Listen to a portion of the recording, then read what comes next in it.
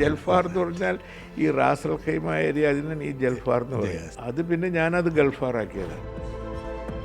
നമ്മൾ വളരെ സ്വതന്ത്രനായിട്ട് നടന്നിരുന്ന 18ാമത്തെ വയസ്സിലാണ് ഞാൻ അവിടെ ജോലിക്ക് ചേരുന്നത്. ഞങ്ങൾ വെറും 5 ജോലിക്കാരെ വെച്ചിട്ടാണ് ഇത് ആദ്യമായിട്ട് ജോലി സൂറിൽ കിട്ടിയത്. ഈ സിന്ധക ടണലിലൂടെ നമ്മളിങ്ങനെ പോകുമ്പോൾ അറിയാതെ ഒരു വലിയൊരു അഭിമാനബോധമാണ്. പറയുമ്പോഴും എനിക്കും വലിയ അഭിമാനം തോന്നുന്നുണ്ട്. നമ്മൾ വെറും ലാഭം മാത്രം നോക്കി പോയി കഴിഞ്ഞാൽ പൈസക്ക് ഉണ്ടാക്കും, പക്ഷെ കമ്പനി വളരണമെങ്കിൽ. വൺ സ്റ്റോറിയിൽ ഗൾഫാർ മുഹമ്മദ് അലിയാണ് നമുക്കൊപ്പം ഉള്ളത്. നമുക്കറിയാം, വിദ്യാഭ്യാസ രംഗത്ത്, വ്യവസായ രംഗത്ത്, സാമൂഹിക പ്രവർത്തന രംഗത്തൊക്കെ വളരെ സജീവമായി വ്യക്തിമുദ്ര പതിപ്പിച്ച ഗൾഫാർ മുഹമ്മദ് അലി ഒരുപക്ഷെ കുറേ കാലമായിട്ട് നമ്മൾ ആഗ്രഹിക്കുകയായിരുന്നു ഇത്തരമൊരു അഭിമുഖം ഒത്തുകിട്ടാൻ വേണ്ടി. സന്തോഷം, സ്വാഗതം നമ്മുടെ ഈ മീഡിയ വണ്ണിൻ്റെ one സ്റ്റോറിയിലേക്ക്. Thank you, Nasir Sahib, for inviting me to this. I'm sorry that due to various reasons it got delayed. തളിക്കുളത്ത് നിന്നാണ് തുടക്കം. തളിക്കുളം എന്ന ഒരു സാധാരണ ഗ്രാമത്തിൽ നിന്നാണ്. ഇപ്പോൾ ആളുകൾക്കൊക്കെ അറിയാം വ്യവസായ പ്രമുഖനായിട്ടുള്ള ഒരു ഗൾഫാറിനെ. പക്ഷേ എങ്ങനെയായിരുന്നു കുട്ടിക്കാലവും?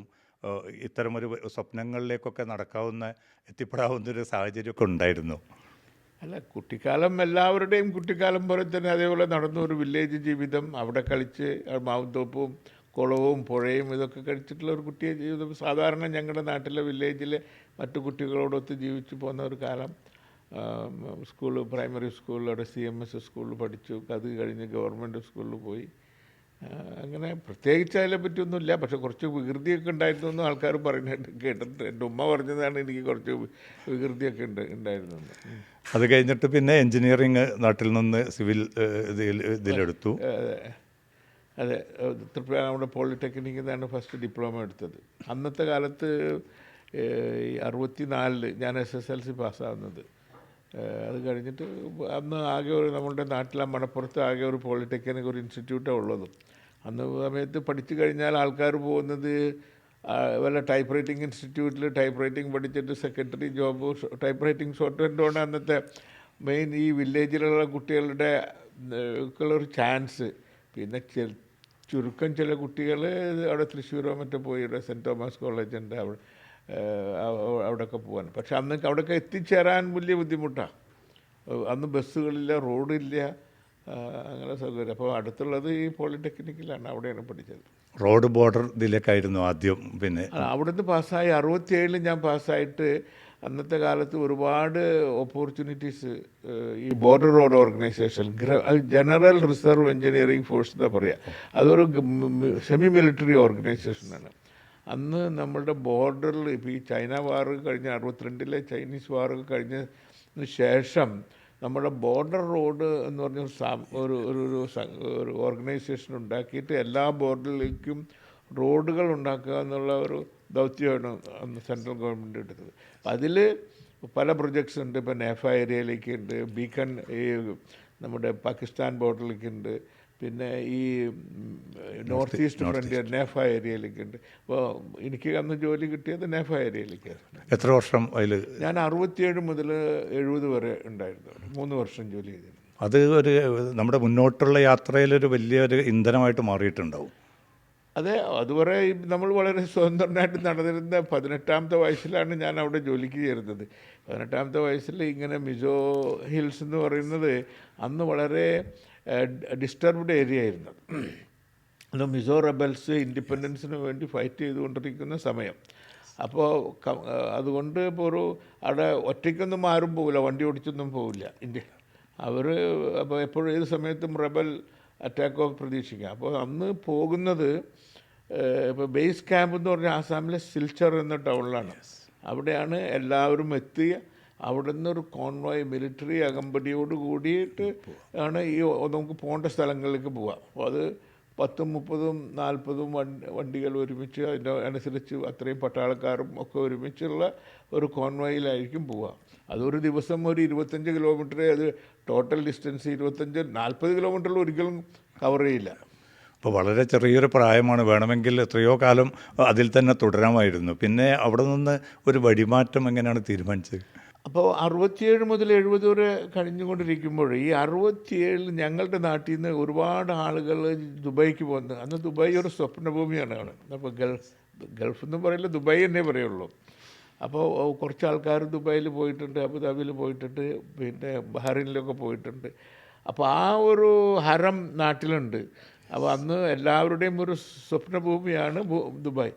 അങ്ങനെ ഇരിക്കുമ്പോഴാണ് ഞാൻ ഇവിടെ മിസോയിലിരിക്കുമ്പോൾ ഉപ്പ തന്നെയാണ് പാസ്പോർട്ട് എടുത്തത് എനിക്ക് വേണ്ടിയിട്ട്. അത് അന്ന് പാസ്പോർട്ട് ഓഫീസ് മദ്രാസിൽ മാത്രമേ ഉള്ളൂ. അന്ന് പാസ്പോർട്ട് കിട്ടാൻ തന്നെ വലിയൊരു 6-8 മാസമൊക്കെ പിടിക്കും. ഇന്നത്തെ പോലെ ഒക്കെ കിട്ടുന്ന പരിപാടിയൊന്നും ഉണ്ടായില്ല. അങ്ങനെ പാസ്പോർട്ട് എടുത്തിട്ട് പാസ്പോർട്ട് കിട്ടിയപ്പോൾ that is half the job. Then you need to get a visa. Visa അന്ന് ചിലവിടെ ഈ പൈസ കൊടുത്ത് അറേഞ്ച് ചെയ്യുന്ന ഒരു പരിപാടി ഉണ്ടായിരുന്നു. അങ്ങനെ നമ്മുടെ ഒരു ഫ്രണ്ട് വഴി, ഒരു ഫാമിലി ഫ്രണ്ട് വഴി ഇവിടെയുള്ള ചിലരെ അവർ ഓർഗനൈസ് ചെയ്തിട്ട് അവർക്ക് പൈസ കൊടുത്തിട്ടാണ് ഞാൻ ആദ്യമായി ദുബൈയിൽ 1970 ദുബൈയിൽ ഞാൻ വരുന്നത്. ഞാൻ ഈ ഇടയ്ക്ക് നോക്കുമ്പോൾ ഇപ്പോൾ സിന്ധക ടണലിൻ്റെ നിർമ്മാണത്തിലടക്കം ഒരു പങ്കുവഹിച്ചതായിട്ട്. സിന്ധക ടണലിൻ്റെ സെറ്റിംഗ് അപ്പിൽ ഞാൻ ഉണ്ടായിരുന്നു. അതായിരുന്നു ഞാനല്ലേ ഇവിടെ ദുബൈയിൽ വന്ന് ആദ്യത്തെ ലാസ്റ്റിലെ ജോബ്. അത് കഴിഞ്ഞിട്ട് ഞാൻ പിന്നെ മസ്കത്തിലേക്ക് പോയി. അപ്പോൾ എത്ര വർഷം ഇവിടെ ദുബൈയിലുണ്ടായി? ദുബൈയിൽ ഞാൻ 15 മാസമുണ്ട്. ആദ്യം വന്നത് ഞാൻ ഇവിടെ മഷ്രിഖ് ബാങ്ക്, അന്നത്തെ കാലത്ത് ബാങ്ക് ഓഫ് ഒമാൻ, അന്ന് മുർഷിദ് ബസ്, അവിടെ ഒരു ഹെഡ് ഓഫീസുള്ളൂ. അപ്പോൾ അതിൽ 3 മാസം ജോലി ചെയ്ത് അത് കഴിഞ്ഞിട്ട് കോസ്റ്റിയൻ എന്ന് പറഞ്ഞ കമ്പനിയുണ്ട്. ആയിരുന്നു ഇവിടുത്തെ ഹാർബർ പണിത് തരുന്നത്, ഈ എയർപോർട്ട് പണിതിരുന്നത്. അപ്പോൾ ഹാർബറിലായിരുന്നു എനിക്ക് ജോലി. ഇപ്പം നമ്മുടെ അവിടെ ഹയാത്ത് റീജൻസി ഹോട്ടൽ നിൽക്കുന്നുണ്ടല്ലോ, അവിടെ ആ റിവോൾവിംഗ് റെസ്റ്റോറൻറ്റുകൾ, അതൊരു റിക്ലെയിം ഏരിയയാണ്. അതിനുള്ള സീവാള് കെട്ടുന്നതിൽ നൈറ്റ് എഞ്ചിനീയർ ആയിരുന്നു ഞാൻ. ഓക്കെ. അപ്പോൾ ഈ സിന്ധക ടണലിലൂടെ നമ്മളിങ്ങനെ പോകുമ്പോൾ അറിയാതെ പിന്നെ ഓർമ്മകളിൽ ഇത് വരുമ്പോൾ ഒരു വലിയൊരു അഭിമാനബോധമാണ് ഒരു മലയാളി എന്ന നിലക്കും കൂടി. അപ്പോൾ അതിൽ ചെറിയ തോതിലെങ്കിലും പങ്കുവയ്ക്കാൻ സാധിച്ചു എന്നുള്ള ഇപ്പോഴും അഭിമാനം ഉണ്ടാകും. പറയുമ്പോഴും എനിക്കും വലിയ അഭിമാനം തോന്നുന്നുണ്ട്. അതിൻ്റെ സെറ്റിംഗ് അപ്പിൽ വേറെ പണികളിലൊന്നും ഇല്ല, പക്ഷേ ആ സെറ്റിംഗ് അപ്പ് അല്ലേ, അതേപോലെ ആ സീവാള് കെട്ടുന്നതിലും ഒക്കെ സെറ്റിംഗ് അപ്പും അലൈൻമെൻറ്റും അതിൻ്റെ സർവേറും അതിൻ്റെ നൈറ്റ് എഞ്ചിനീയറും ഞാനായിരുന്നു. കാരണം ബർദുബയും ദേറയും തമ്മിൽ ബന്ധിപ്പിക്കുന്ന ഒരു വലിയൊരു ജീവനാടി കൂടിയാണല്ലോ. അതെ അതെ അതെ അതെ അതെ. സിന്ധക ടണൽ അന്ന് കടലിൻ്റെ അടിയിൽ കൂടെ ഇത് ചെയ്യാമെന്ന് പറഞ്ഞാൽ ഞാനും തന്നെ ആലോചിച്ചത് എങ്ങനെയാണ് സാധിക്കുക എന്നുള്ളതൊക്കെ. പക്ഷേ they are international company question, they had the technology, they had the knowledge, they have the expertise. അതുകൊണ്ടാണല്ലോ മിക്കവാറും ഈ technological advancement from the western countries through middle east it has spread across the world, including ഇന്ത്യയിൽ. Construction methods, quality, ഇതൊക്കെ നമുക്ക് middle ഈസ്റ്റിൽ നമുക്ക് ഒരുപാട് ഗുണങ്ങൾ ഉണ്ടായിട്ടുണ്ട്. It was always an exchange of technology and knowledge. അപ്പോൾ ദുബൈ ആണെങ്കിൽ ഒരു വികസന കുതിപ്പിലേക്ക് ഇങ്ങനെ പതുക്കെ വരുന്നൊരു സമയം കൂടിയാണ്. അത് പിന്നെ ഇവിടെ തന്നെ ഒരുപാട് സാധ്യത ഉണ്ടായിട്ട് പിന്നെ എന്തുകൊണ്ട് ഒമാൻ എന്നുള്ള അത് അന്ന് 71-72 ആ കുതിപ്പ് അത്ര പൈസയൊന്നുമില്ല. അന്ന് ഡോളർ ഒന്ന് ഫോർ എക്സാമ്പിൾ $1 ഒരു ബാരൽ ക്രൂഡ്, ഇന്നിപ്പോൾ നമ്മൾ പറയുന്നു 80, 70, 100 എന്നൊക്കെ പറയുമല്ലോ. അന്ന് വെറും $1.50 ഉള്ളൂ. $1 ഞാൻ വരുമ്പോൾ അന്ന് 25 രൂപയാണ് ഗവൺമെൻറ് ഓഫ് ഇന്ത്യ ഒഫീഷ്യലി ഒരു ഫോറിൻ ട്രാവലർക്ക് കൊണ്ടുപോകാൻ അനുവദിക്കുക. അപ്പോൾ 25 രൂപ എന്ന് പറഞ്ഞത് $8.3 കിട്ടുമായിരുന്നു. അപ്പം അന്ന് ഇന്ത്യയുടെ റുപ്പീസിൻ്റെ മൂല്യം കൂടുതലാണ്, 3 രൂപ $1. ഇന്നിപ്പോൾ 100 രൂപയായി, 91 രൂപയായി. അന്നൊരു സ്വർണം ഒരു പവന്, നമ്മുടെ 22 കാരറ്റ് സ്വർണം 95 രൂപ. ഞാൻ വിറ്റതാണ് എന്നിട്ട്. അപ്പോൾ പിന്നെ എങ്ങനെ ദുബൈയിൽ നിന്ന് ഒമാനിലേക്ക്? അപ്പോൾ അന്ന് ഇപ്പോൾ ദുബായിൽ ഇപ്പം ഞാൻ പറഞ്ഞില്ലേ, ഈ കോസ്റ്റിയൻ കമ്പനിയിൽ ഞാൻ ഒരു ഏഷ്യൻ എന്നുള്ള നിലയ്ക്ക് എത്താവുന്ന അതിൻ്റെ ഒരു പൊസിഷനിൽ എത്തി. പിന്നെ അതിന് മേലെ പോകുന്ന ഒരു പൊസിഷനിൽ അത് ഇറ്റ്സ് എ ബിഗ് ഹർഡിൽ. അന്നും വൈറ്റ്സ് ആർ സുപ്പീരിയർ എന്നുള്ള ഒരു മെൻറ്റാലിറ്റി അന്ന് 70കളിൽ ഒക്കെ ഉണ്ടല്ലോ. ഇന്ത്യക്കാർ little inferior, quality of education may not be that, there may not be that smart എന്നുള്ള. അപ്പോൾ ഒരു അവരുടെ ഒരു മാനസികമായിട്ടുള്ള അവരുടേതായ ഒരു ഇതുണ്ടാവുമല്ലോ. അപ്പോൾ ഞാൻ ഉദ്ദേശിച്ചു ഇനിയിപ്പോൾ ഇവിടെ നിന്ന് കഴിഞ്ഞാൽ ഇനി മുന്നോട്ടുള്ള പോക്ക് കുറച്ചും കൂടെയും റെസ്ട്രിക്റ്റഡ് ആയിരിക്കും. അത് അപ്പോഴാണ് നമ്മുടെ ഒമാനിൽ പുതിയ രാജാവ് കാബൂസ് സുൽത്താൻ ഏറ്റെടുക്കുന്നതും ആ രാജ്യത്ത് യാതൊരുവിധ അടിസ്ഥാന സൗകര്യങ്ങളില്ലാത്ത സമയത്ത്. അപ്പോൾ അതാണ് നമുക്ക് this will be a great opportunity. പുതിയ സുൽത്താൻ വരുന്നു, പുതിയ കാഴ്ചപ്പാടുകൾ വരുന്നു, പുതിയ സപ്പോർട്ട്, ഫോറിൻ ഗവൺമെൻറ്റ്സിൻ്റെ ഫോറിൻ ഡയറക്റ്റ് ഇൻവെസ്റ്റ്മെൻറ്റ് കുറേ കൂടുതൽ വരുന്നു എന്നുള്ള ഒരു ഓപ്പർച്യൂണിറ്റി അവിടെ നമ്മൾ കാണുകയാണ്. അപ്പോൾ ഓപ്പർച്യൂണിറ്റി കിട്ടിയപ്പോൾ ഇവിടെ നമ്മൾക്ക് ചില നിബന്ധനകളും റെസ്ട്രിക്ഷൻസും വന്നപ്പോൾ automatically that is A best choice. Of course അന്ന് വളരെ നല്ല ജോലി, അന്നത്തെ 70-ലെ നല്ല കംഫർട്ടബിൾ ജോലി, നല്ല അവിടെ തന്നെ തൊട്ടടുത്ത് ഒരു ഫ്ലാറ്റിൽ താമസം, നമുക്ക് എൻ്റേതായ ഒരു ഫ്ലാറ്റ്. അന്നൊക്കെ അതൊക്കെ ഞാൻ വന്ന് 1970 ആദ്യം വന്നത് ഞങ്ങളൊരു റൂമിൽ ഒരു ഫ്ലാറ്റിൽ ഞങ്ങൾ 16 പേരൊക്കെ താമസിച്ചിരുന്നു. അപ്പോൾ അന്നത്തെ കാലം. അതേ സമയത്ത് ഇന്നിപ്പം ഒരു വർഷം കൊണ്ട് എനിക്ക് എൻ്റേതായ ഒരു ഫ്ലാറ്റ്, നല്ല കംഫർട്ടബിൾ ജോലി, ഒരു അംഗീകാരം, പൈസ, ഇതൊക്കെ ഉണ്ട്. പക്ഷേ എങ്കിലും ഞാൻ ഉദ്ദേശിച്ചത് നമ്മളുടേതായ ഒരു തുടങ്ങാൻ ഉള്ളൊരു ഓപ്പർച്യൂണിറ്റി, അങ്ങനെയാണ് പോയിട്ടുള്ളത്. അവിടെ പോയിട്ട് ഗൾഫാർ എന്നുള്ള രീതിയിൽ തന്നെയാണ് ആദ്യം സെറ്റപ്പ് ചെയ്യുന്നത്. അതെ. ഞങ്ങൾ വെറും 5 ജോലിക്കാരെ വെച്ചിട്ടാണ് ഇത് തുടങ്ങുന്നത്. ആദ്യമായിട്ടൊരു ജോലി സൂറിൽ കിട്ടിയത്. സൂറിൽ അവിടുത്തെ ഗവർണറുടെ വില്ല. അന്നത്തെ കോൺട്രാക്ട് വാല്യൂ എന്ന് പറഞ്ഞാൽ 12,000 റിയാൽ, അതായത് ഒരു $30,000. അതായിരുന്നു കോൺട്രാക്ട് വാല്യൂ. പക്ഷെ അന്ന് 12,000 റിയാൽ എന്ന് പറഞ്ഞാൽ നല്ല, അന്നത്തെ അവിടുത്തെ ലേബറിൻ്റെ അന്നത്തെ ദിവസക്കൂലി 1 റിയാലിന് താഴെയുള്ളൂ. അങ്ങനത്തെ. അപ്പം അന്നത്തെ ചുറ്റുപാടും അന്നത്തെ വിലയൊക്കെ നോക്കുമ്പോൾ നല്ലൊരു തുടക്കമാണ്. വില്ല നിർമ്മാണം. അന്നത്തെ ഗവർണറുടെ വീട്, ഗവൺമെൻറ്, അവിടെ ഒന്നുമില്ല, അടിസ്ഥാന സൗകര്യങ്ങൾ ഉണ്ടാക്കിക്കൊണ്ടിരിക്കുകയാണ്. അപ്പോൾ അവിടുത്തെ government first of all they focus on each district. അവിടുത്തെ അടിസ്ഥാന സൗകര്യം, അവിടുത്തെ ഹോസ്പിറ്റൽ, സ്കൂള്, മറ്റ് അഡ്മിനിസ്ട്രേറ്റീവ് ഓഫീസസ്, ഇതൊക്കെ ഉണ്ടാക്കുന്ന അങ്ങനെ ഒരു പ്ലാൻ ചെയ്തിട്ടുള്ളൊരു മുന്നോട്ട് ഒരു പ്രോഗ്രാമാണ്. പക്ഷേ ഈ അന്നത്തെ കാലത്ത് കോൺട്രാക്ടേഴ്സ് വളരെ കുറവ്, വളരെ ചുരുക്കം കോൺട്രാക്ടേഴ്സ്. അത് പിന്നെയുള്ളത് ഇൻ്റർനാഷണൽ കോൺട്രാക്ടേഴ്സാണ്, ഈ ബ്രിട്ടീഷ് കോൺട്രാക്ടേഴ്സ്. അവർ ഈ ഇൻറ്റീരിയറിൽ പോകാനൊന്നും അവർക്ക് താല്പര്യം ഉണ്ടാവില്ല. അവർക്ക് അവരുടേതായ lifestyle, they will not leave that lifestyle. അന്ന് ലൈഫ് സ്റ്റൈൽ എന്തെങ്കിലും കുറച്ചും കൂടെ ബെറ്റർ ആണെങ്കിൽ അത് ക്യാപിറ്റലിൽ മാത്രമേ ഉള്ളൂ. അപ്പോൾ ഇതൊരു ഓപ്പർച്യൂണിറ്റിയാണ് ഈ മറ്റുള്ള സൂറിൽ, ഇൻറ്റീരിയർ എന്ന് പറഞ്ഞാൽ ക്യാപിറ്റലിൽ നിന്ന് വിട്ടുപോകുന്നത്.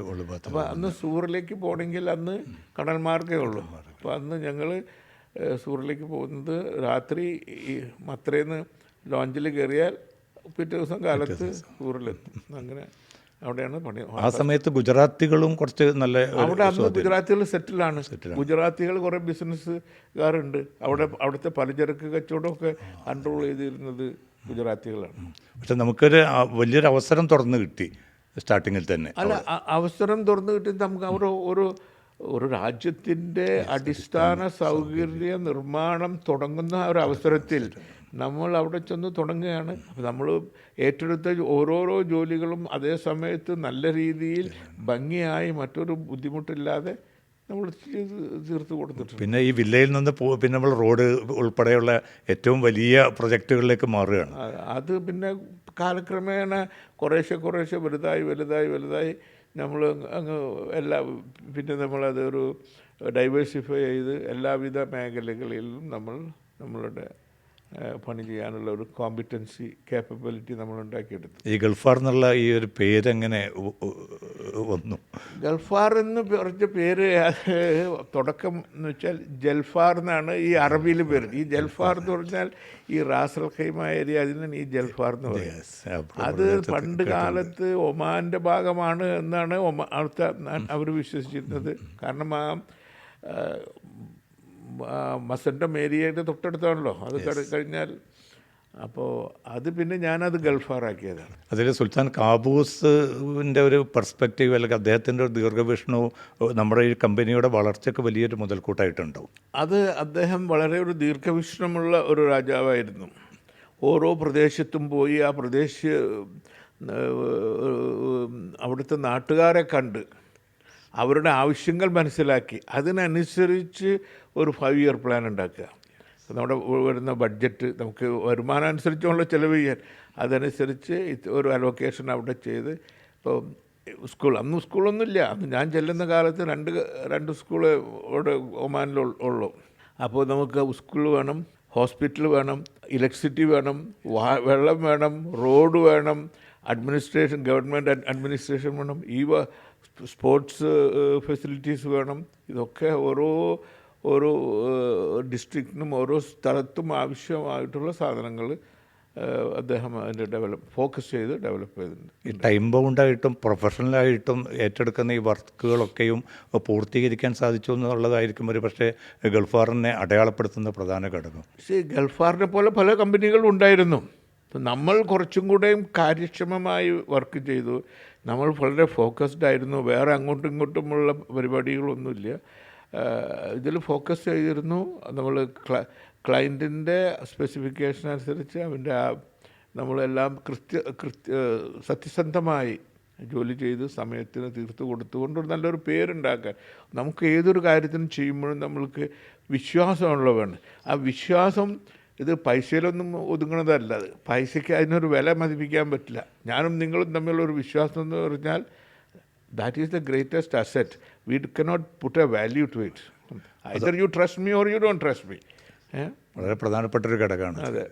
അതോടൊപ്പം തന്നെ ഇപ്പോൾ ഈ ഇൻഫ്രാസ്ട്രക്ചർ എന്ന് പറഞ്ഞപ്പോൾ ഒമാനിലുടനീളം ഇപ്പോൾ യാത്ര ചെയ്യുമ്പോൾ റോഡായാലും മറ്റ് സംവിധാനങ്ങളൊക്കെ അതിൻ്റെ പിന്നിൽ നമ്മുടെ ഒരു കയ്യൊപ്പുണ്ട്, നമ്മളുടെ ഒരു മുദ്രയുണ്ട് എന്ന് കാണുമ്പോൾ മലയാളി എന്ന നിലക്ക് നമുക്ക് വലിയ അഭിമാനം തോന്നും. അതിലപ്പുറം വ്യക്തി എന്ന നിലക്ക് ഇതിനൊക്കെയും അടിത്തറ പാകാൻ ഭരണകൂടത്തിൻ്റെ കൂടെ നിന്ന് പ്രവർത്തിക്കാൻ സാധിക്കുമ്പോൾ ഗൾഫാർ മുഹമ്മദ് അലിക്ക് അതെങ്ങനെ പിന്നെ അടയാളപ്പെടുത്താൻ? ഗൾഫാർ മുഹമ്മദ് അലി എന്ന് പറഞ്ഞാൽ നിങ്ങളുണ്ടാക്കിയതാണ്.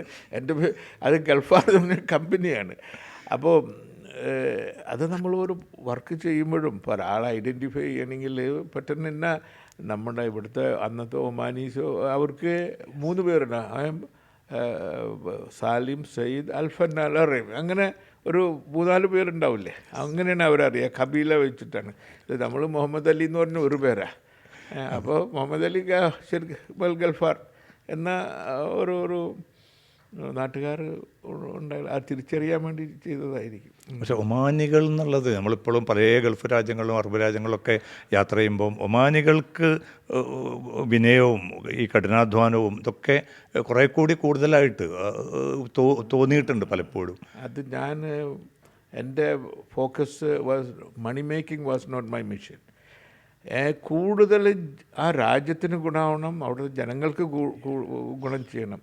6000-ൽ പരം അവിടുത്തെ നാട്ടുകാർക്ക് ജോലി കൊടുത്ത് എൻ്റെ കൂടെ വർക്ക് ചെയ്തു. 6000. അന്ന് ഗവൺമെൻറ് കഴിഞ്ഞാൽ ബിഗ്ഗസ്റ്റ് എംപ്ലോയർ വാസ് ഗൾഫാർ. അതിനെ വെറുതെ ശമ്പളം കൊടുക്കുക മാത്രമല്ല, അവരെ ജോലി ചെയ്യാൻ സജ്ജരാക്കുക, അവരെ ട്രെയിനിങ് കൊടുക്കുക, അവർക്ക് hold their hand and make them learn and make them to make a useful citizen. എനിക്ക് തോന്നുന്നു സ്വദേശിവൽക്കരണം ഏറ്റവും കൂടുതൽ പ്രായോഗിക തലത്തിൽ വിജയിച്ചതും ഒമാനിലായിട്ടാണ് ഞാൻ മനസ്സിലാക്കുന്നത്. അതിൽ വലിയൊരു നല്ല പങ്ക് എനിക്കുണ്ട്. അവിടുത്തെ ഒമാനൈസേഷൻ കമ്മിറ്റിയുടെ ജോയിൻറ്റ് ചെയർമാനായിട്ട് എന്നെ നിയമിച്ചത്. ഇത് 90-ലെ കാര്യമായി ഞാൻ പറയുന്നത്. So we have done a great job on that, I believe. പൊതുവേ നമ്മൾ മലയാളികൾ പറയാണ്ട് അറബികളെ കൊണ്ടൊന്നും പറ്റില്ല, അവർ വെറുതെ പൈസ കൊടുത്താണ്ട് വീട്ടിലിരുത്താൻ നല്ലതെന്നൊക്കെ. പക്ഷേ അതാണ് മറ്റുള്ളവർ ചെയ്യുന്നത് എങ്കിൽ അതൊരു ശരിയായല്ല. That we are wasting money, അവർ money, and wasting their personality. ഒരു രാജ്യത്തിൻ്റെ ഒരു മാനവ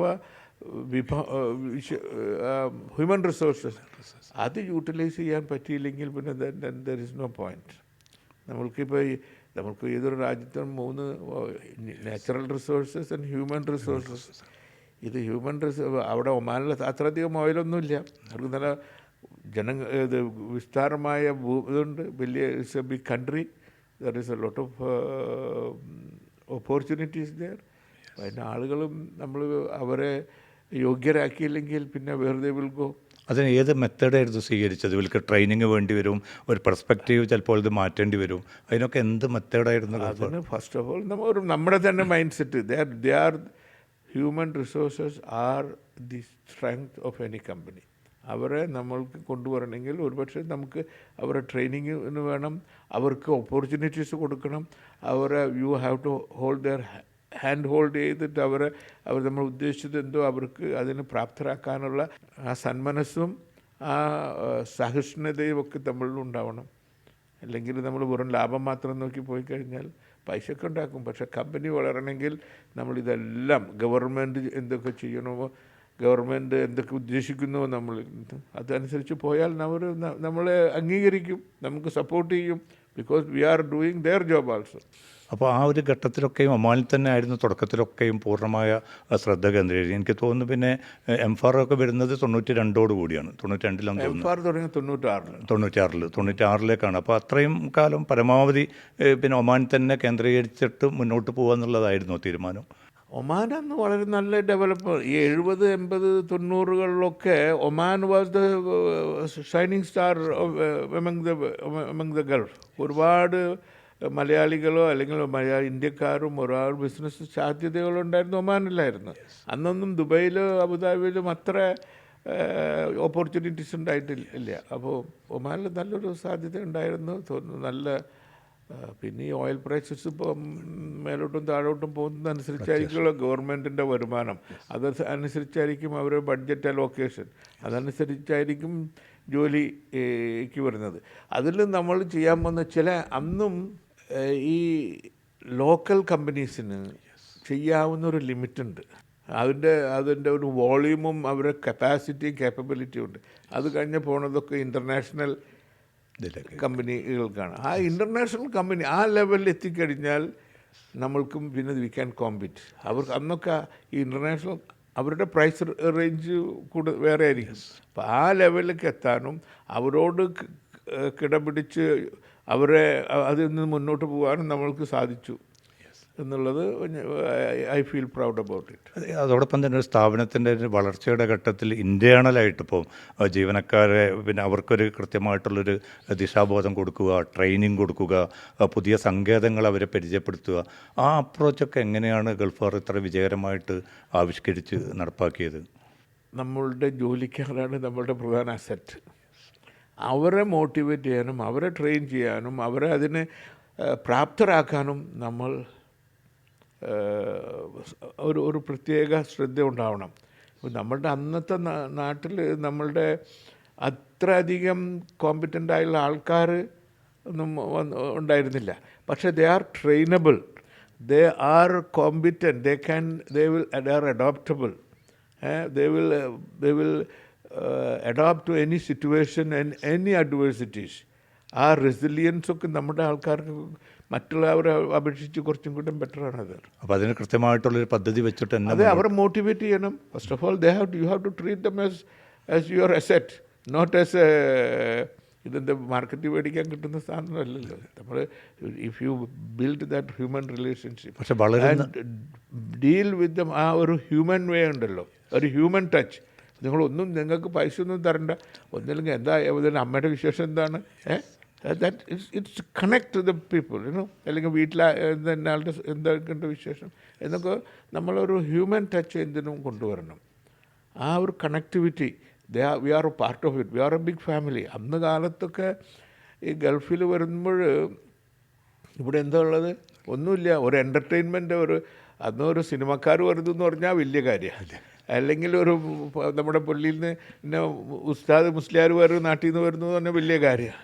അല്ലെങ്കിൽ ഒരു രാഷ്ട്രീയം എന്നൊക്കെ പറഞ്ഞൊന്നും ആ കാലത്ത് വന്നിട്ടില്ല. അപ്പോൾ ഇവരൊക്കെയാണ് അന്ന് എന്തെങ്കിലും വന്നാൽ ഒരു എൻ്റർടൈൻമെൻറ്റ്, നമുക്ക് ഒരു മനസ്സിനൊരു കുളിർമ ഉണ്ടാക്കുന്ന, അതിൽ പൈസ ചിലവായാലൊന്നും ബുദ്ധിമുട്ടല്ല, പക്ഷെ എന്നാലും ഒരു മനസ്സിനൊരു കുളിർമ ഉണ്ടാക്കുന്ന അവസരങ്ങളാണ് അതൊക്കെ. അപ്പോൾ ഇന്നിപ്പോൾ എല്ലാം ഉണ്ട്. ഇപ്പോൾ ദുബൈയിൽ ഇപ്പോൾ എല്ലാം ഇപ്പോൾ അവിടുന്ന് ആൾക്കാർ ഇവിടെ താമസിക്കാൻ വരുന്നു. പക്ഷെ അതല്ല അന്നത്തെ കാലത്ത്. പക്ഷേ ഈ വളരുന്ന സ്ഥാപനങ്ങളിൽ തന്നെ നോക്കുമ്പോൾ ജീവനക്കാർ പല ഘട്ടങ്ങളിലും പിന്നെ അവർ അസംതൃപ്തരായിരിക്കും. അസംതൃപ്തി അവരിൽ സജീവമായിട്ട് പോകുന്ന അവസ്ഥയാണ് മിക്ക മലയാളി മാനേജ്മെൻറ്റുള്ള സ്ഥാപനങ്ങളിൽ പോലും നമ്മൾ കണ്ടുകൊണ്ടിരിക്കുന്നത്. അത് എവിടെയായിരിക്കും പരാജയപ്പെടുന്നത് ഈ സ്ഥാപനങ്ങൾ? അത് നടത്തിപ്പിൻ്റെ പ്രശ്നങ്ങളായിരിക്കുമോ, അല്ലെങ്കിൽ അവരെ പിന്നെ അവരുടെ പ്രശ്നങ്ങളിൽ പിന്നെ മാനേജ്മെൻറ്റിന് ഇടപെടാനുള്ള പരിമിതി ആയിരിക്കുമോ? ഞാൻ പറഞ്ഞില്ല, ഒരു ഹ്യൂമൻ ടച്ച് ഏത് കാര്യത്തിനും ഉണ്ടാവണം. നമ്മളിപ്പോൾ അവർക്കൊരു അത്യാവശ്യമുണ്ട്, അവർക്കൊരു ബുദ്ധിമുട്ടുണ്ട്. We should interfere, we should support them, we help them. ഒരാൾക്ക് ഉടനെ നാട്ടിൽ പോകണം, അന്ന് ഉടനെ അറേഞ്ച് ചെയ്തു. അല്ലെങ്കിൽ എൻ്റെ അമ്മയ്ക്ക് സുഖമില്ല, എനിക്ക് ഉടനെ പോകണം, ഉടനെ വി ഇൻ്റർവ്യൂ. അതിന് നിയമമൊന്നും ഇതൊന്നും നോക്കേണ്ട ആവശ്യമില്ല. നിങ്ങൾക്ക് ലീവായിട്ടില്ല, പോകാൻ പറ്റില്ല എന്നൊക്കെ പറഞ്ഞു കഴിഞ്ഞാൽ then you are creating little distance. നമ്മൾ ഈ സാങ്കേതികതകൾക്കാണ് കൂടുതൽ പ്രാധാന്യം കൊടുക്കുന്നത്. നമ്മൾ ഒരു ഫാമിലി ആയിട്ട് നമ്മളുടെ ആയിട്ടുള്ള അവരെയും കൂടി ട്രീറ്റ് ചെയ്യുകയാണെങ്കിൽ and share what ever you make share with dum also. പിന്നെ അത് കഴിഞ്ഞിട്ട് എംഫാറിലേക്ക് വരുമ്പോൾ പിന്നെ കേരളത്തിൽ ഉൾപ്പെടെയുള്ള അതിൻ്റെ ഒരുപാട് വികസനങ്ങൾ വന്നു. എംഫാറിൻ്റെ പദ്ധതികൾക്ക് ചുവടെ ഇപ്പം കൊച്ചിയിലായാലും പല ഭാഗങ്ങളിലായാലും. അപ്പോൾ അങ്ങനെ കേരളത്തിലും കൂടി അതിൻ്റെ ഒരു ഗുണഫലം കിട്ടണമെന്ന് തീരുമാനിക്കുകയായിരുന്നു. ഇപ്പോൾ കേരളത്തിൽ നമ്മൾ ആദ്യത്തെ സംരംഭം എന്ന് പറഞ്ഞത് Kochi convention centre and Meridian hotel. അതാണ് ആദ്യത്തെ സംരംഭം. അത് എന്ന് പറയുന്നത് അന്നത്തെ സമയത്തിനൊരു പ്രത്യേകത ഉണ്ട്. അന്ന് കേരളത്തിൽ ഇൻവെസ്റ്റ് ചെയ്യാൻ ആരും ഇഷ്ടപ്പെടാത്തതും ഇൻവെസ്റ്റ് ചെയ്തവർ പുറത്ത് കടപൂട്ടി പോകുന്ന ഒരവസ്ഥയിലാണ് ഞാൻ അവിടെ ഇൻവെസ്റ്റ് ചെയ്യുന്നത്. അത് നമ്മുടെ നായനാർ സാറാണ് അതിന് നമുക്ക് പ്രചോദനവും പ്രോത്സാഹനവും തന്നത്. അങ്ങനെ അത് ഇൻവെസ്റ്റ്മെൻറ്റ് അവിടെ നടത്തി അത് സക്സസ്ഫുള്ളായി അതിൻ്റെ ഉപയോഗം കണ്ടു തുടങ്ങിയപ്പോഴാണ് അന്ന് ഈ ബൈപ്പാസ് മുഴുവനും, അന്ന് ബൈപ്പാസിൽ ആകെയുള്ള സ്ഥലം അല്ല, ആകെ ഒരു ഇത് നമ്മളുടേത് മാത്രമേ ഉള്ളൂ. പിന്നെ അതിന് ശേഷം ലേക്ക് ഷോർ ഹോസ്പിറ്റലും തുടങ്ങി. അപ്പോൾ അത് ആ ഒരു സംരംഭം വിജയകരമായതുകൊണ്ട് മറ്റു സംരംഭകർക്ക് അതൊരു ധൈര്യം, ഇവിടെ ബിസിനസ് ചെയ്യാൻ പറ്റും. അല്ല, അന്ന് ആ കാലത്ത് നോക്കണം, നമ്മുടെ വരവേൽപ്പ് എന്ന് പറഞ്ഞ സിനിമയൊക്കെ നടക്കുന്ന കാര്യം സമയത്ത്. അപ്പോൾ ഇതൊക്കെ കണ്ട് നന്നായി നടക്കുന്നു എന്ന് കണ്ടപ്പോൾ മറ്റുള്ളവർ പലരും വന്ന് ബിസിനസ് തുടങ്ങി. അതോടൊപ്പം തന്നെ പിന്നെ നമ്മളിപ്പം പണമുണ്ടാക്കുന്നു, അത് നമ്മളുടെ മാത്രമല്ല സൊസൈറ്റിക്ക് കൂടി അത് വലിയൊരു പങ്ക് കൊടുക്കണം എന്നുള്ള വീക്ഷണത്തിൻ്റെ അടിസ്ഥാനത്താണ് ഈ സാമൂഹ്യ മേഖലകളിലേക്കൊക്കെ തുടക്കം മുതൽ തന്നെ ഗൾഫാർ നീങ്ങിയത്. അല്ല, അത് അങ്ങനെ സാമൂഹ്യ മേഖലയിൽ ഒരു ഓപ്പർച്യൂണിറ്റി കണ്ടുണ്ട്. There is a gap. എന്ത് ആവശ്യത്തിനും നമ്മൾ ഒരു അടിസ്ഥാന സൗകര്യം. ഇപ്പോൾ കൊച്ചിയിൽ തന്നെ അന്ന് കൊച്ചിക്ക് വരണമെങ്കിൽ ആദ്യം ബോംബെയിൽ വന്ന് ബോംബെ കൊച്ചി ടിക്കറ്റ് കിട്ടാൻ വലിയ ബുദ്ധിമുട്ട്. കൊച്ചിയിൽ എന്നിട്ട് നേവൽ എയർപോർട്ടിലാണെന്ന് വരുന്നത്. അവിടെ പിന്നീടാണ് ഈ Cochin CIL airport, Cochin international airport വന്നത്. അതേപോലെ ഹോട്ടൽ ഒരാൾ വന്നു കഴിഞ്ഞാൽ നമുക്ക് ഇത്ര പ്രകൃതി മനോഹരമായ നമ്മുടെ സ്ഥലത്ത് വന്ന് താമസിക്കാൻ ഹോട്ടലുകളില്ല. അടിസ്ഥാന സൗകര്യമാണത്. അതിനൊരു കൺവെൻഷൻ ഉണ്ട്. മറ്റു ആൾക്കാരെ പുറം രാജ്യത്തു നിന്നോ പുറം സ്റ്റേറ്റുകളിൽ നിന്നോ കൊണ്ടുവന്ന് ഒരു സമ്മേളിക്കാനുള്ള ഒരു വെന്യൂ ഇല്ല. അപ്പം ഇതൊക്കെ ഒരു രാഷ്ട്രത്തിൻ്റെ അടിസ്ഥാന സൗകര്യങ്ങളാണ്. ഇപ്പം ദുബായിൽ വരുന്നത് കാരണം ദുബായ് എന്തുകൊണ്ട് വരുന്നു? Emirates airlines they bring people, fly Dubai, they bring people from 200 countries.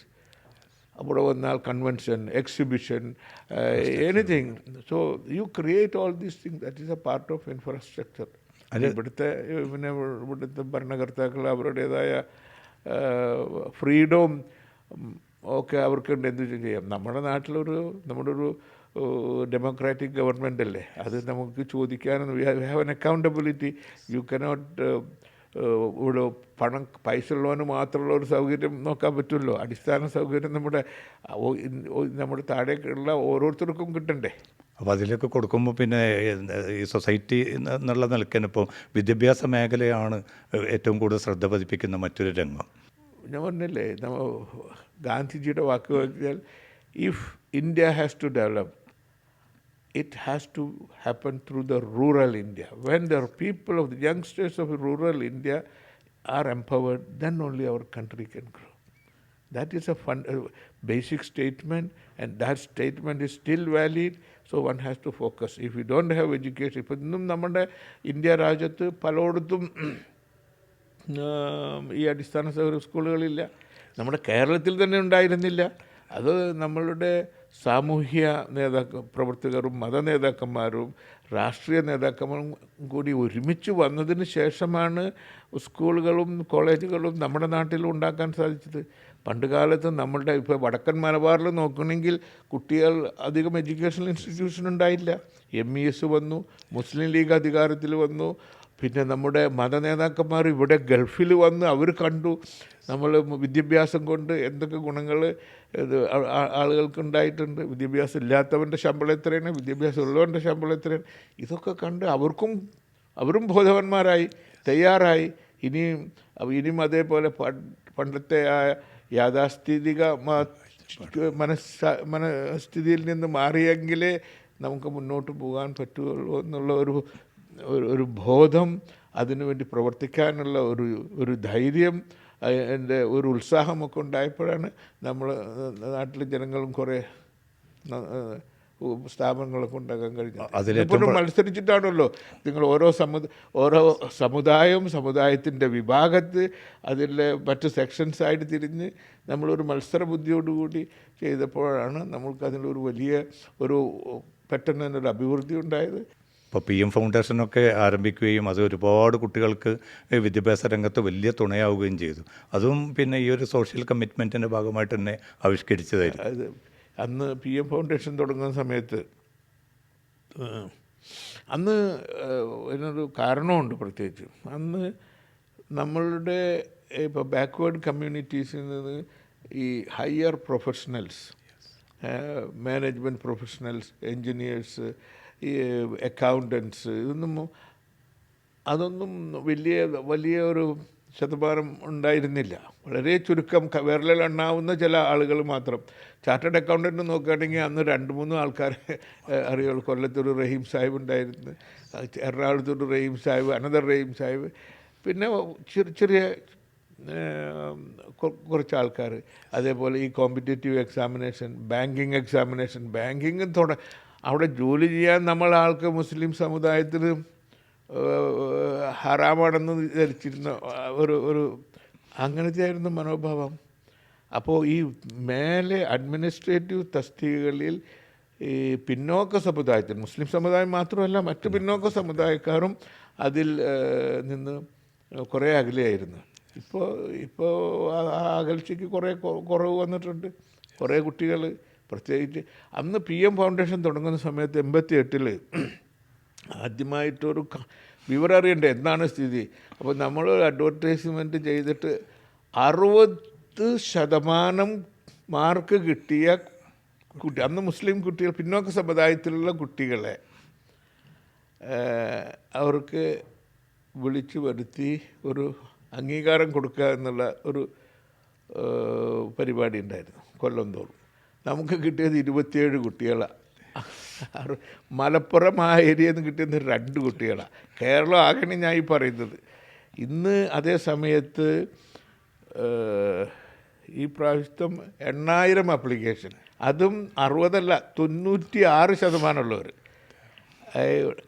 A++. എന്നിട്ട് മാധ്യമത്തിൻ്റെ ഞങ്ങൾ ജോയിൻ്റായിട്ട് ഒരു എക്സാമിനേഷൻ നടത്തി, എല്ലാ സെൻറ്ററുകളും ഒരുമിച്ച് എക്സാമിനേഷൻ നടത്തി. ഇപ്പോൾ 8000-ൽ നിന്ന് 4000 കൊണ്ടുവന്ന്, 4000-ൽ നിന്ന് പിന്നെ അവർ ഇൻ്റർവ്യൂ ചെയ്ത് 400 പേർക്ക് നമ്മൾ ഈ സ്പെഷ്യൽ സ്കോളർഷിപ്പും നമ്മൾ ചെയ്യുന്നത്. മറ്റുള്ളവർക്കൊക്കെ ഒരു പ്രോത്സാഹന സമ്മാനവും കൊടുക്കും. പിന്നെ എഡ്യൂക്കേഷണൽ ലോണ് പലിശയില്ലാതെ കൊടുക്കും, മറ്റുള്ളവർക്ക് സ്കോളർഷിപ്പായി കൊടുക്കും. ഈ പിന്നോക്ക മുസ്ലിം ഈ വിഭാഗങ്ങൾക്കിടയിലൊക്കെ ഒരു ഐക്യം രൂപപ്പെടുത്താനും ഗൾഫർ വളരെ ശക്തമായിട്ടുള്ള നീക്കങ്ങൾ നടത്തിയിരുന്നു. അത് പൂർണ്ണമായിട്ട് വിജയിച്ചു എന്ന് തോന്നുന്നുണ്ട്, അല്ലെങ്കിൽ എന്നെക്കൊണ്ട് പറ്റുന്നതൊക്കെ ഞാൻ ചെയ്തു എന്നുള്ള ഒരു തോന്നലാണ്. അത് പിന്നോക്ക ഈ വിവിധ അതിന് മുന്നേ തന്നെ ഒരു കാര്യം ഞാൻ പറഞ്ഞാൽ, നമ്മുടെ മുസ്ലിം സമുദായം പ്രത്യേകിച്ച് വിഘടിച്ചു നിന്നിരുന്ന ഒരു സമയമുണ്ടായിരുന്നു. ഒരേ വീട്ടിൽ 3 ദിവസം നോമ്പ് നോറ്റിരുന്ന, പെരുന്നാളാക്കിയിരുന്ന സമയമുണ്ട്. ഒരു കാരണവുമില്ല, വെറും അതിൽ കുറേ ഈഗോ, അല്ലെങ്കിൽ എന്നോട് ചോദിക്കാതെ എന്നോട് പറയാതെ അവൻ മറ്റാൾ കയറി അതിനെ ഡിക്ലെയർ ചെയ്തു, അത് ശരിയല്ല, അതുകൊണ്ട് അങ്ങനെയൊക്കെയുള്ള ഇതുണ്ടായിരുന്നു. ഞങ്ങളൊരു 4-5 വർഷം ഞാനും എൻ്റെ സഹപ്രവർത്തകരും കൂടി ഒരുമിച്ച്, അന്ന് സിദ്ദീഖ് ഹസൻ സാഹിബുണ്ട്, മുഹമ്മദ് ഷിഹാബ് തങ്ങൾ, നമ്മുടെ KC അബ്ദുള്ള മൗല, ഇവരൊക്കെ ഞങ്ങളൊക്കെ ഒരുമിച്ച്, സിദ്ദീഖ് ഹസൻ സാഹിബ് ഒക്കെ നല്ലോണം സപ്പോർട്ട് ചെയ്തിട്ടുണ്ട്. അങ്ങനെയാണ് ഇന്ന് നമ്മൾ ആഘോഷിക്കുന്ന നോമ്പും പെരുന്നാളും അറ്റ്ലീസ്റ്റ് ഒരു ദിവസമായത്. അത് 6-7 കൊല്ലത്തെ പണിയുന്നത്. ഇവരെ എല്ലാവരും കൂടെ ഇരിക്കാൻ പോലും അവർ തയ്യാറായിരുന്നില്ല.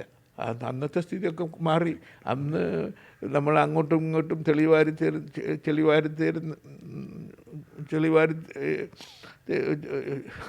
ചെയ്യുന്നൊരു സമ്പ്രദായം ഉണ്ടായിരുന്നു. അതൊന്നും ഇപ്പം ഇല്ല. അപ്പോൾ കുറേ മാനസികമായിട്ട് കുറേ അടുപ്പം വന്നിട്ടുണ്ട്.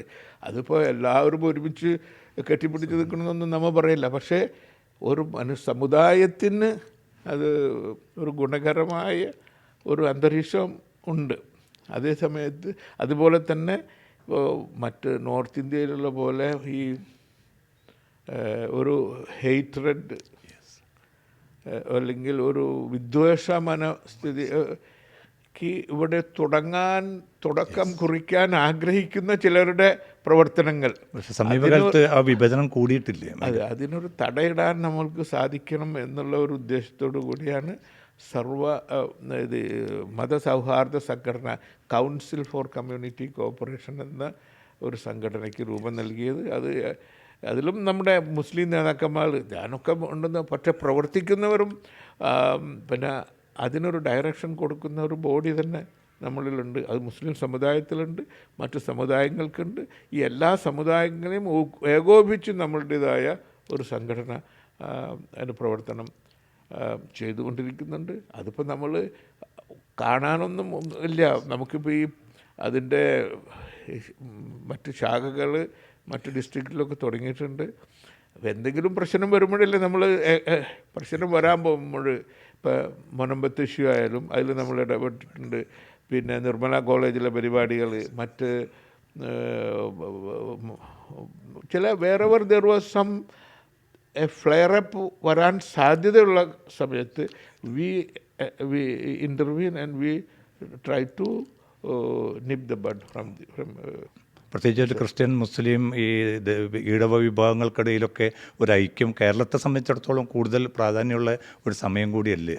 അത് ക്രിസ്ത്യൻ മുസ്ലിം ഈഴവല്ല, ക്രിസ്ത്യൻ മുസ്ലിം ഹിന്ദു നമ്മളെല്ലാവരും ഇന്ത്യക്കാരാണ്.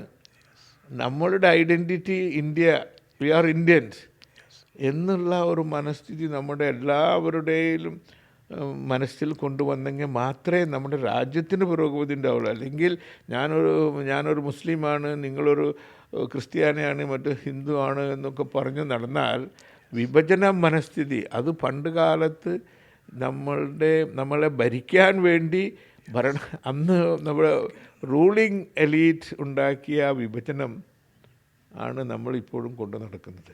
നമ്മളെല്ലാവരും ഇന്ത്യക്കാരാണ്, മതം നമ്മളുടെ പേഴ്സണൽ ചോയ്സാണ് എന്നുള്ള ആ മനോഭാവം വെച്ച് പുലർത്തിയാൽ വലിയ ബുദ്ധിമുട്ടുണ്ടാവില്ല. വിഭജിച്ച് നിന്ന് കഴിഞ്ഞാൽ it is easy for others to control you and rule you. ഇപ്പോൾ ഗൾഫ് നമുക്ക് ഒരുപാട് നൽകിയിട്ടുണ്ട്. പക്ഷേ അതേസമയം തന്നെ ഒരു അനഭിലഷണീയമായിട്ടുള്ള കുറേ പ്രവണതകളും പ്രത്യേകിച്ച് മുസ്ലിം സമൂഹത്തിലുമൊക്കെ കല്യാണത്തിൻ്റെ പേരിലുള്ള ദൂർത്ത്, ഒരുപാട് ആവശ്യമില്ലാത്ത കെട്ടിടങ്ങൾ വീടുകളായിട്ട് വലിയ തോതിൽ നിർമ്മിച്ച് വെക്കും. ഈ ഒരു ഹെൽത്തി ആയിട്ടുള്ള ഒരു മാറ്റം കൂടി വരേണ്ടതായിരുന്നില്ലേ? ഈ പണത്തിൻ്റെ വിനിയോഗത്തിൻ്റെ കാര്യത്തിൽ ഒരു കൃത്യമായിട്ടുള്ളൊരു ബോധവൽക്കരണത്തിൻ്റെ കുറവുണ്ടെന്ന് തോന്നിയില്ലേ? അത് പറയുകയാണെങ്കിൽ നമ്മൾ ഒത്തിരി കഷ്ടപ്പെട്ട് നമ്മൾ ജോലി ചെയ്ത് എനിക്ക് കുറേ പൈസ ഉണ്ട്, അതിൻ്റെ I need to enjoy also. That's he feels that നമ്മൾ ഇങ്ങനത്തെ ഒരു ചുറ്റുപാടിൽ നിന്നല്ല വളരുന്നത്. അപ്പോൾ അത് ഒരു ചിലർക്കൊരു ഹരമാണത്. എൻ്റെ കയ്യിൽ ഇത്രയുണ്ട്, അത് we do express by holding precious cars or home or നല്ല ആർഭാടമായ കല്യാണം ഇതൊക്കെ ചെയ്യുന്നു. അത് ചെയ്യാൻ വേണമെങ്കിൽ കുറയ്ക്കാം, പക്ഷേ I don't think that we should restrict anybody if it is spend by his own money, he earn money and that is his surplus money. ഇത് പക്ഷേ എപ്പോഴാണ് നമുക്ക് ദ്രോഹം ചെയ്യുന്നതെന്ന് വെച്ചാൽ അത് കടം വാങ്ങിയും ഒഴിവാക്കാവുന്ന ചിലവുകൾ അത് ഡബിളാക്കി ചെയ്യുമ്പോഴൊക്കെയാണ് നമുക്ക് പറ്റുന്ന ഈ പറയുന്ന ഈ ദോഷങ്ങൾ. സ്വന്തം പൈസ അതിന് നമുക്ക് എൻ്റെ ആവശ്യത്തിന് കവിഞ്ഞ് എനിക്ക് സർപ്ലസ് ആയിട്ടുണ്ടെങ്കിൽ ചിലവ് ചെയ്തോട്ടെ, അത് നമ്മളാരും റെസ്ട്രിക്റ്റ് ചെയ്യേണ്ട ആവശ്യമില്ല. ഇപ്പോൾ ജീവിതത്തിൽ നമ്മൾ ഒരുപാട് ഇപ്പോൾ നല്ല അനുകൂലമായിട്ടുള്ള സാഹചര്യങ്ങൾ മാത്രമായിരിക്കില്ല, ഒരുപാട് തിരിച്ചടി ഉണ്ടാവും, ദുരനുഭവങ്ങൾ ഉണ്ടാവും, വ്യക്തി ജീവിതത്തിലും ഗൾഫാറിന് ഉണ്ടായിട്ടുണ്ടാവും. പക്ഷെ അതിനൊക്കെ എങ്ങനെ മറികടന്നു എന്നുള്ളതാണ്. ഒന്നാമത് ആത്മവിശ്വാസം, പിന്നെ തെറ്റ് ചെയ്തിട്ടുണ്ടെങ്കിലല്ലേ നമ്മൾക്കതിൽ വിഷമിക്കേണ്ടതുള്ളൂ. നമ്മൾ തെറ്റ് ചെയ്തിട്ടില്ല എന്ന പൂർണ്ണ ബോധമുണ്ടെങ്കിൽ അതാണ് നമ്മുടെ ആ മനസ്സിൻ്റെ ശക്തി. ആ ഒരു വിശ്വാസം നമ്മളുണ്ടാവണം. തെറ്റ് ചെയ്തിട്ടുണ്ടെങ്കിൽ നമ്മൾ ശിക്ഷിക്കപ്പെടണം, അതിൻ്റെ അനുഭവം നമുക്കുണ്ടാവണം. അതിനുള്ള ഏത് തെറ്റ് ചെയ്താലും നമ്മൾ പല കാര്യങ്ങളും ഇപ്പോൾ ഒരു റോങ് സൈഡ് വണ്ടി ഓടിക്കുന്നത് തെറ്റാണ്. അതുകൊണ്ട് ചില പോലീസ് പിടിച്ചിട്ട് നമുക്ക് ഇത് ചെയ്യാം. അപ്പോൾ തെറ്റ് ചെയ്തിട്ടില്ല എന്ന് പൂർണ്ണ വിശ്വാസം ഉണ്ടെങ്കിൽ, അങ്ങോട്ട് വിശ്വാസമുള്ളവരായിരുന്നു, അറിഞ്ഞിട്ട് ഞാനൊരു പൂർണ്ണബോധത്തോടുകൂടി ഞാനൊരു തെറ്റും ചെയ്തിട്ടില്ല എന്നുള്ള പൂർണ്ണ വിശ്വാസം ഉള്ളതുകൊണ്ടാണ്. അപ്പോൾ ഫൈറ്റ് ചെയ്യാനുള്ളതും ആ കോൺഫിഡൻസും ആണ് നമ്മളെ വിജയം. അതാണ് ശക്തി. അതിൽ ഫൈറ്റിങ്ങിൻ്റെ ആവശ്യമില്ല, ആ ശക്തിയാണത്. പിന്നൊക്കെ പഠിച്ചാലോ നമുക്ക് എല്ലാത്തിനും നമുക്കൊരു വിശ്വാസമുണ്ടല്ലോ. ഇതിനെല്ലാം കാണുന്നവനും ഭരിക്കുന്നവനും അതിന് കൺട്രോൾ ചെയ്യുന്നതും നമ്മുടെ സർവശക്തനെല്ലാം ഉണ്ട്. അവർ നോക്കട്ടെ, വിട്ടോളൂ. ഇതിപ്പോൾ നാഷണൽ യൂണിവേഴ്സിറ്റിയുടെ ചാൻസലർ പദവിയാണ് ഇപ്പോൾ ഏറ്റവും അവസാനം ഒമാനിൽ നിന്ന് പിന്നെ ഗൾഫാറിന് തേടിയെത്തിയിരിക്കുന്നത്. എന്ത് തോന്നുന്നു, ഇനി ആ മേഖലയിൽ എന്താണ് ചെയ്യാൻ പ്ലാനുള്ളത്? ഈ ഹയർ എഡ്യൂക്കേഷനിൽ 1996 മുതൽ ഞാൻ ഒമാനിലുണ്ട്. അതായത് ഇതൊന്നും ബിസിനസ്സല്ല കേട്ടോ. അന്ന് Sultan Qaboos higher education private എഡ്യൂക്കേഷന് അനുമതി നൽകിയപ്പോൾ ആദ്യമായിട്ട് എൻജിനീയറിംഗ് കോളേജ് തുടങ്ങിയത് ഞാനാണ്, 1996. പിന്നീട് 2001 മെഡിക്കൽ കോളേജ് തുടങ്ങി, 2003 ഫാർമസി കോളേജ് തുടങ്ങി. പിന്നീടാണ് ഇതെല്ലാം കൂടി സംയോജിപ്പിച്ചിട്ടൊരു യൂണിവേഴ്സിറ്റിക്ക് അവർ പെർമിഷൻ തരുന്നതും. പിന്നീട് നമ്മൾ മെറിറ്റൈം കോളേജ്, ഇതൊന്നും വേറൊരിടത്തിലും അധികം ഇവിടെ എനിക്ക് തോന്നുന്നില്ല. ഇവിടെ ഗൾഫിൽ വേറെ മെറിറ്റൈം കോളേജ് നമ്മുടെ ഈ ഷിപ്പിൽ പോകുന്ന ഷിപ്പ് ക്യാപ്റ്റനും മറ്റേ ഇവരൊക്കെയുള്ള നല്ലൊരു ഇതാണ്. അത് ഇവിടെ ഞങ്ങളുടെ സോഹാറിലൊരു കോളേജുണ്ട്, മെഡിക്കൽ കോളേജ് വേറൊരു ക്യാമ്പസുണ്ട്. 5-6 ക്യാമ്പസുള്ള ഒമാനിലെ ആദ്യത്തെ യൂണിവേഴ്സിറ്റി നമ്മൾ തന്നെയാണ്. വളരെ നന്നായി പോകുന്നു. അതിൻ്റെ മെഡിക്കൽ എഡ്യൂക്കേഷൻ എന്ന് പറഞ്ഞാൽ WFME വേൾഡ് മെഡിക്കൽ എഡ്യൂക്കേഷൻ ഫെഡറേഷൻ്റെ അംഗീകാരമുള്ളതാണ്. ഒമാൻ ക്വാളിറ്റി കൺട്രോളിൻ്റെ അംഗീകാരമുണ്ട്. അവിടുന്ന് പാസ്സായവർക്ക് 100% ജോലി കിട്ടുന്നുണ്ട്. അതിന് പിന്നെ വേറെ വെയിറ്റിങ്ങിൻ്റെ ഒന്നും ആവശ്യമില്ല. പിന്നെ ജനങ്ങളും പിന്നെ മനുഷ്യരും ഒക്കെ ആയിട്ട് നിരന്തരം സംവദിച്ച് മുന്നോട്ട് പോകുമ്പോൾ ലൈഫിൽ പരമാവധിയൊക്കെ ചെയ്യാൻ പറ്റിയെന്നുള്ളൊരു സംതൃപ്തി ഉണ്ടാവും. അൽഹംദുലില്ലാഹ്, വാട്ട് എവർ എന്തൊക്കെ ചെയ്യാൻ ആഗ്രഹിച്ചുവോ അതെല്ലാം ചെയ്തിട്ടുണ്ട്. അതിന് സർവശക്തൻ്റെ വലിയ അനുഗ്രഹം ഉണ്ടായിട്ടുണ്ട്, നാട്ടുകാരുടെ സ്നേഹം ഉണ്ടായിട്ടുണ്ട്, എൻ്റെ കുടുംബക്കാരെയും കൂട്ടുകാരുടെയും ഒക്കെ ഒരു പ്രോത്സാഹനം ഉണ്ടായിട്ടുണ്ട്. അതിനാൽ അതിൽ വളരെ സംതൃപ്തിയുണ്ട്. ഇനിയും കൂടുതൽ ചെയ്യാൻ സാധ്യതകളുണ്ട്, നമ്മൾ ചെയ്തുകൊണ്ടിരിക്കുന്നു. നിങ്ങളൊക്കെ മാതൃകയാക്കുന്ന ഒരുപാട് മലയാളി സംരംഭകരുണ്ട്, ചെറിയ ചെറിയ സ്റ്റാർട്ടപ്പുകൾ തുടങ്ങിയും അല്ലോ. അത്തരം ആളുകൾ പോലും ചിലപ്പോൾ ഒരു സാമ്പത്തിക അച്ചടക്കത്തിൻ്റെ കാര്യത്തിലേക്കും അവർ പാളിപ്പോകുന്നത്, അല്ലെങ്കിൽ പിന്നെ തൊഴിലാളികൾ നേരത്തെ പറഞ്ഞ പോലെ ഒരുമിച്ച് കൊണ്ടുപോകുന്നതിലുള്ള പരാജയമായിരിക്കും. എന്താണ് ഈ മനുഷ്യരോട് പറയാനുള്ളത്? നമ്മൾക്ക് പുതിയ സംരംഭകരാണെങ്കിൽ അവരോട് പറയാനുള്ളത്, മറ്റുള്ള സംരംഭകരായി വിജയിച്ചു നടക്കുന്നവർക്ക് അവർക്കറിയാം, they must have learn that. നമ്മൾക്ക് ഏതൊരു കാര്യത്തിനും ഒരു ഡിസിപ്ലിൻ ആവശ്യമാണ്. ജീവിതചര്യയിലൊരു അതൊക്കെ നമ്മളുടെ ഓരോ സമുദായത്തിലും അവരുടേതായ പ്രെയർ ടൈമിങ്സ്, അതൊക്കെ ഒരു ദിനചര്യയിൽപ്പെട്ട നമ്മൾക്കൊരു ഡിസിപ്ലിൻ ഉണ്ടാക്കുന്ന കാര്യങ്ങളാണ്. അതേപോലെ നമ്മളുടെ വരവും ചെലവും നോക്കി കാര്യങ്ങൾ നോക്കുക. അധികം റിസ്ക് എടുക്കുമ്പോൾ ഞാനത് താഴെ വീണ് കഴിഞ്ഞാൽ ഷുഡ് നോട്ട് ബി ഫാറ്റൽ. എനിക്ക് എണീറ്റ് നിൽക്കാൻ ഉള്ള അങ്ങനത്തെ ഉയരത്തിൽ നിന്ന് ചാടാൻ അത്ര ഉയരത്തിൽ പോയാൽ മതി. വീണ് കഴിഞ്ഞാൽ എണീറ്റ് നിൽക്കാൻ സാധിക്കണം. പിന്നെ അതനുസരിച്ച് നിങ്ങൾക്ക് കൂട്ടാമല്ലോ. Trust, build the trust with your stakeholders. അത് എംപ്ലോയീസിനായാലും എംപ്ലോയറായാലും ഗവൺമെൻറ് ആയാലും മറ്റുള്ള സുഹൃത്തുക്കളായാലും വീട്ടുകാരായാലും നിങ്ങളുടെ സ്റ്റേക്ക് ഹോൾഡേഴ്സ്, ബാങ്ക്സ്, ഇവരോടുള്ള സത്യസന്ധത പുലർത്തുക. ഒരു trust, build the trust that you are dependable, you are reliable, you are honest എന്നുള്ള ആ ഒരു വിശ്വാസം, ആ ഒരു ബ്രാൻഡ് നെയിം ഉണ്ടല്ലോ. നമ്മൾ ഇതിനൊക്കെ ഇപ്പോൾ ഞാൻ പറയുന്നത് കേരളക്കാർക്ക് ഇന്ന് ദുബൈയിൽ, ഗൾഫിൽ ഒരു ബ്രാൻഡുള്ളത് എന്തെന്ന് വെച്ചാൽ ഞാൻ വിശ്വസിക്കുന്നത് ഇവിടെ പണ്ട് കാലത്ത് ഈ വന്ന ഈ 60കളിലും 70ലും വന്ന് ലാഞ്ചും കയറി എല്ലാം ബുദ്ധിമുട്ടുകളും സഹിച്ച് ഇവിടെ വന്ന മലയാളികൾ അന്ന് അവർ ഓരോ ഷെയ്ഖിൻ്റെ വീട്ടിലോ അല്ലെ ഷെയ്ഖിൻ്റെ കമ്പനികളിലൊക്കെ ഓരോരുത്തരുടെ കമ്പനികളിൽ വളരെ സത്യസന്ധമായി ജോലി ചെയ്ത് മലയാളികൾക്ക് ഒരു ബ്രാൻഡ് ഉണ്ടാക്കി മലയാളികളെ വിശ്വസിക്കാം. അവരേതൊരു ചുറ്റുപാടിലും അത് ജീവിച്ച് സഹകരിച്ച് പോകും എന്നുള്ള ഒരു വിശ്വാസം നമ്മളുണ്ടാക്കിയിട്ടുണ്ട്. അതാണ് നമ്മുടെ ഈ ബ്രാൻഡ് വാല്യൂ, കേരള ബ്രാൻഡ് അല്ലെങ്കിൽ മലയാളി ബ്രാൻഡ് എന്ന് പറഞ്ഞ ആ ഒരു ബ്രാൻഡ് വാല്യൂ നമ്മളുണ്ടാക്കിയിട്ടുണ്ട്. അതിനെ നമ്മൾ കുറച്ചും കൂടെ ബലപ്പെടുത്തണം, ഉയർത്തണം, അതിനെ സംരക്ഷിക്കണം എന്ന് മാത്രമേ എനിക്ക് പറയാം. ഒറ്റ ചോദ്യം കൂടി, ഈ തിരക്കുകൾക്കിടയിലൊക്കെയും ഫോൺ വന്നാലും വാട്സപ്പിൽ മെസ്സേജ് ഇട്ടാലും ഒക്കെ റിപ്ലൈ കിട്ടുന്നുണ്ട്, എല്ലാവരും ഇത് പറയുന്നുണ്ട്, അതെങ്ങനെ ഇത് മെയിൻറ്റെയിൻ ചെയ്ത് കൊണ്ടുപോകും? The one who find time for everything what he needs to do, he is a busy person. ഇപ്പോൾ ഒരാൾ എന്തെങ്കിലും പറഞ്ഞാൽ ഞാൻ ബിസിയാണ്, എനിക്ക് സമയമില്ല എന്ന് പറഞ്ഞാൽ I would consider him as a lazy person. He don't want to do this. So in my dictionary ആരെങ്കിലും എന്തെങ്കിലും എനിക്ക് മെസ്സേജ് അയച്ചിട്ടുണ്ടെങ്കിൽ, എന്നോട് ടെലിഫോൺ ചെയ്തിട്ടുണ്ടെങ്കിൽ I will definitely reply that. വളരെ സന്തോഷം. പിന്നിട്ട് സമയങ്ങളിൽ നമ്മൾ ഈ കാര്യങ്ങളൊക്കെ തുറന്ന് പറഞ്ഞ് എന്താ പറയുക, പിന്നെ ഉള്ളിൽ നിന്ന് തന്നെ ഇത് പറയുക മാത്രമല്ല, കുറേ കൂടി പിന്നെ മനുഷ്യരായിട്ടുള്ള ബന്ധങ്ങൾ മെച്ചപ്പെടുത്തി ഒരു മെച്ചപ്പെട്ട ഒരു സാമൂഹിക അവസ്ഥയ്ക്ക് വേണ്ടിയുള്ള ശ്രമങ്ങൾ വിദ്യാഭ്യാസ മേഖലയിൽ, വ്യവസായ രംഗത്തൊക്കെ ഇനിയും മുന്നേറാൻ, അതിൻ്റെ ഗുണഫലം നാട്ടുകാർക്കും നാടിനൊക്കെ ലഭിക്കണം എന്നുള്ള ആ ഒരു ഇതിൽ തന്നെ ഇനിയും ഒരുപാട് കാലം മുന്നോട്ട് പോകാൻ സാധിക്കട്ടെ എന്ന് കൂടി ആശംസിക്കുക. അത് തന്നെയാണ് ഓരോരുത്തരും, നമ്മൾ ഓരോ ഇന്ത്യക്കാരനും ഓരോ മനുഷ്യരും ചെയ്യേണ്ടത്. നമ്മളെല്ലാം ഈ സമൂഹത്തിൽ നമ്മൾ ജനിച്ചത് തന്നെ to contribute to the benefit of the others. So contribute, don't be a consumer, you be a contributor. And thank you very much for having me.